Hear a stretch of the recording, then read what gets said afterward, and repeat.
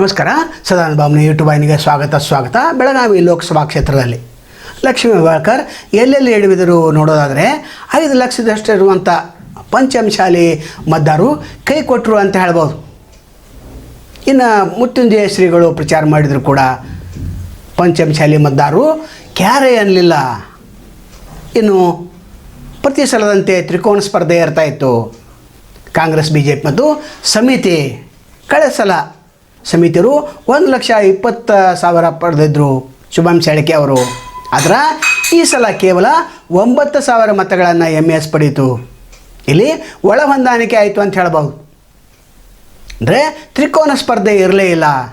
ಹೀಗಾಗಿ MS ಮತ್ತು ಮರಾಠಿ ಮತಗಳು ಒನ್ ಸೈಡೆಡ್ BJPಗೆ ಹೋಗಿಬಿಟ್ಟು ಇವು ಸಾಂಪ್ರದಾಯಿಕ ಮತಗಳು.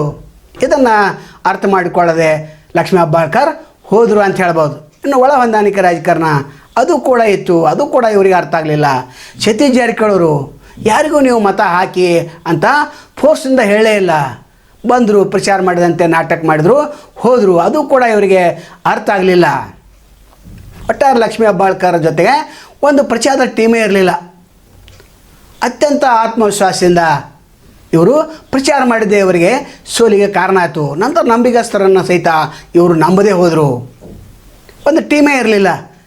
ನಂತರ ಜಾಹೀರಾತು ರೂಪದಲ್ಲಿ ಏನು ಕೊಡಬೇಕಾಗಿತ್ತು ಪತ್ರಕರ್ತರಿಗೆ, ನಂತರ TV ಅವರಿಗೆ ಅದನ್ನು ಕೊಡದೇ ಹೋದರು.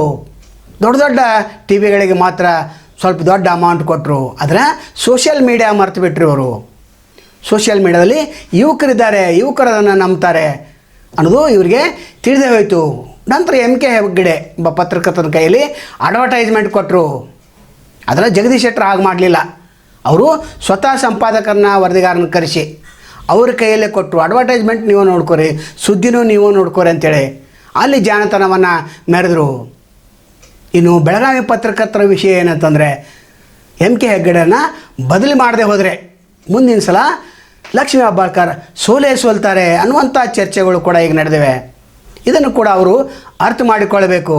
ನಂತರ ಸಮಿತಿ ಮತಗಳನ್ನು ಹೆಚ್ಚಾಗಿ ನಂಬಿದ್ರಿಂದ ಇವರು ಸೋತ್ರ ಅಂತ ಹೇಳ್ಬೋದು. ಸ್ವಕ್ಷೇತ್ರದಲ್ಲಿ 50,000 ಹಿನ್ನಡೆಯನ್ನು ಅನುಭವಿಸಿದರು. ನಂತರ 3 ಜನ ಶಾಸಕರು ಕೂಡ ಕೈ ಹಿಡಲಿಲ್ಲ. ಬೈಲಹೊಂಗಲದಲ್ಲಿ BJPಗೆ ಹೆಚ್ಚು ಮತಗಳು ಬಿದ್ದು ಅಲ್ಲಿ ಮಹಾಂತೇಶ ಕೌಜಲಿ ಅವರು ಸರಿಯಾಗಿ ಪ್ರಚಾರವನ್ನು ಮಾಡಲಿಲ್ಲ ಅಂತ ಹೇಳ್ಬೋದು. ಇನ್ನು ಅಶೋಕ್ ಪಟ್ಟಣ ಅವರು ಕೂಡ ಕೈ ಕೊಟ್ಟರು ಅಂತಲೇ ಹೇಳ್ಬೋದು. ನಂತರ ಬೆಳಗಾವಿ ಉತ್ತರದಲ್ಲಿ ಹೆಚ್ಚು ಮತಗಳು ಬೀಳಬೇಕಾಗಿತ್ತು. ಅಲ್ಲಿ ಕೂಡ ಕೇವಲ 2,000 ಮತಗಳ ಮುನ್ನಡೆಯನ್ನು ಸಾಧಿಸಿದರು. ಪಟ್ಟಿ ವಿಧಾನಸಭಾ ಕ್ಷೇತ್ರದಲ್ಲಿ ತನ್ನದೇ ಆದಂಥ ಸ್ಟ್ರಾಟಜಿ ಇರ್ತದೆ. ಅದು ಇವರಿಗೆ ಅರಿಯದೇ ಹೋಯಿತು. ನಂತರ ಇಲ್ಲಿ ಪಕ್ಷದ ನಿಷ್ಠೆ ಮತಗಳು ಹೆಚ್ಚು. 1998ರಲ್ಲಿ ಬಾಬಾಗೌಡ ಆಯ್ಕೆ ಆದರು. ನಂತರ 1999ರಲ್ಲಿ ಅಮರ್ ಸಿಂಗ್ ಆಯ್ಕೆ ಆದರು. ಅದು ಬಿಟ್ಟರೆ 2004ರಿಂದ ಇಲ್ಲಿ ಸತತವಾಗಿ 5 ಸಲ BJP ಏನು ಅಭ್ಯರ್ಥಿ ಇದೆ ಅವರೇ ಆಯ್ಕೆ ಆಗ್ತಾ ಇದ್ದಾರೆ.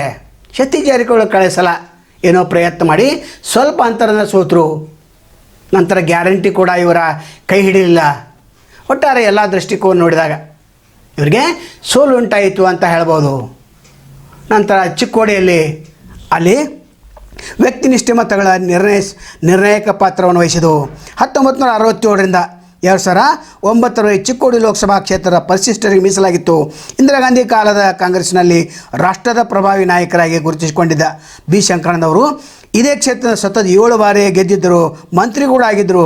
ಸಾಂಪ್ರದಾಯಿಕ ಮತಗಳು ಒಂದು ಪಕ್ಷಕ್ಕೆ ಎನ್ನುವುದಕ್ಕಿಂತ ಒಬ್ಬ ವ್ಯಕ್ತಿಗೆ ಬಂದದ್ದು ವಿಶೇಷ. ಈ ಸಲ ಸತೀಶ್ ಜಾರಕಿಹೊಳಿ ಅದರ ಲಾಭವನ್ನು ಪಡೆದರು ಅಂತ ಹೇಳ್ಬೋದು. ರಮೇಶ್ ಜಿಗಜಿಣಗಿ ಅವರು 1998ರಿಂದ 3 ಬಾರಿ, ಅಂದರೆ ಒಮ್ಮೆ ಲೋಕಶಕ್ತಿಯಿಂದ, ಒಮ್ಮೆ ಸಂಯುಕ್ತ ಜನತಾದಿಂದ, ಒಮ್ಮೆ BJPಯಿಂದ ಗೆದ್ದರು. ಪಕ್ಷ ಬದಲಾದರೂ ಕೂಡ ಮತದಾರ ಮಾತ್ರ ಸಾಂಪ್ರದಾಯಿಕ ವ್ಯಕ್ತಿನಿಷ್ಠೆ ಬಿಡಲಿಲ್ಲ. 2009ರಲ್ಲಿ ಈ ಕ್ಷೇತ್ರ ಸಾಮಾನ್ಯವಾಗಿತ್ತು. ಈ ಭಾಗದಲ್ಲಿ ಪ್ರಭಾವಿ ರಾಜಕಾರಣಿಯಾಗಿದ್ದ ಉಮೇಶ್ ಕತ್ತಿ ಸಾಂಪ್ರದಾಯಿಕ ಮತಗಳು ಕ್ರೋಢೀಕರಿಸಿ ಕಮಲ ಅರಳಿಸಿದರು. ಆಗಲೂ ಚುನಾವಣೆ ವ್ಯಕ್ತಿ ಕೇಂದ್ರೀಕೃತವಾಗಿಯೇ ನಡೆದಿತ್ತು. 1957ರಿಂದ ಈವರೆಗೆ ನಡೆದ 16 ಚುನಾವಣೆಗಳಲ್ಲಿ BJP ಗೆದ್ದು 2 ಬಾರಿ ಮಾತ್ರ. ಉಳಿದಂತೆ ಕಾಂಗ್ರೆಸ್ ತನ್ನ ಸಾಂಪ್ರದಾಯಿಕ ಮತಗಳನ್ನು ಕಾಪಾಡಿಕೊಳ್ಳುವಲ್ಲಿ ಯಶಸ್ವಿಯಾಗಿದೆ. ಈ ಬಾರಿ ಲೋಕಸಭಾ ಚುನಾವಣೆಯಲ್ಲಿ ಕಾಂಗ್ರೆಸ್ನ ಪ್ರಿಯಾಂಕಾ ಜಾರಕಿಹೊಳಿ ಗೆದ್ದಿದ್ದಾರೆ. ಇದು ಕಾಂಗ್ರೆಸ್ನ ಗೆಲುವು ಎನ್ನುವುದಕ್ಕಿಂತ ಸತೀಶ್ ಜಾರಕಿಹೊಳಿ ಪ್ರಭಾವ ಎಂಬುದು ಗುಟ್ಟಾಗಿ ಉಳಿದಿಲ್ಲ. ಮತದಾರ ಮತ್ತು ವ್ಯಕ್ತಿನಿಷ್ಠೆ ಸಾಂಪ್ರದಾಯಿಕ ಮತಗಳನ್ನು ಕ್ರೋಢೀಕರಿಸಿದರು. ಅಂದರೆ ಸತೀಶ್ ಜಾರಕಿಹೊಳಿ ಇಲ್ಲಿ ಚೆನ್ನಾಗಿ ಪ್ಲ್ಯಾನ್ ಹಿಂದಿದ್ದರಿಂದ ಇಲ್ಲಿ ಗೆದ್ದರು.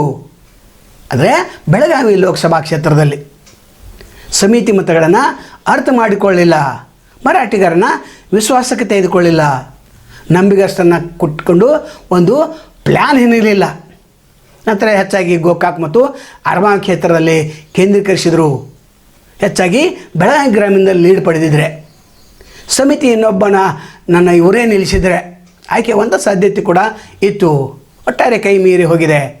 ಮುಂದೆ ಇವರು ಯಾವುದೇ ಥರ ಎಡವಬಾರದು ಅನ್ನೋದೇ ನಮ್ಮ ಆಶಯ. ಒಟ್ಟಾರೆ ಬೆಳಗಾವಿ ಲೋಕಸಭಾ ಕ್ಷೇತ್ರ ಲಕ್ಷ್ಮೀ ಹೆಬ್ಬಾಳ್ಕರ್ ಅವರ ಒಂದು ತಂತ್ರಗಾರಿಕೆಯಿಂದ ಸೋಲು ಉಂಟಾಯಿತು ಅಂತ ಹೇಳ್ಬೋದು. ನಾಳೆ ಮತ್ತೊಂದು ತಮ್ಮನ್ನು ಭೇಟಿಯಾಗ್ತೇವೆ. ಅಲ್ಲಿವರೆಗೆ ಎಲ್ಲಿ ಶುಭಾಗಲಿ. ನಮಸ್ಕಾರ.